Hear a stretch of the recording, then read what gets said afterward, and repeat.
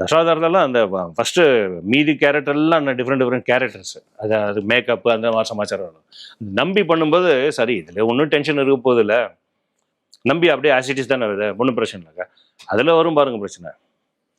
ஆனால் அந்த சாங்கில் வந்து அவரை தூக்கிட்டு போகிறாங்க இல்லையா, அவரை டார்ச்சர் பண்ணுறதுக்கு அந்த இது கொக்கி மாட்டியாமா, அது வந்து எங்கே நாளைக்கு அதை எடுக்கிறோம் ஷூட்டிங்னாக்கா சாயந்தரம் மேலே போயிட்டு யோசிச்சுட்டு ஃபோன் பண்ணுறாரு, கிருஷ்ணவன் இந்த மாதிரி ஒரு செட்டப் வேணும்.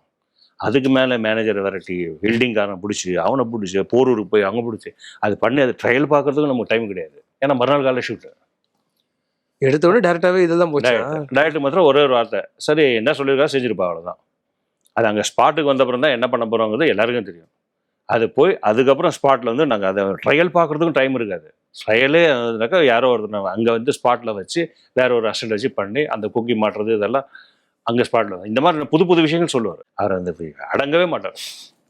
இது பண்ணுறேனாக்கா அப்பா இது முடிச்சதுனாக்கா இல்லை புதுசாக இன்னொன்று ஃபோன் பண்ணார், இது ஒன்று வேணும் அதில்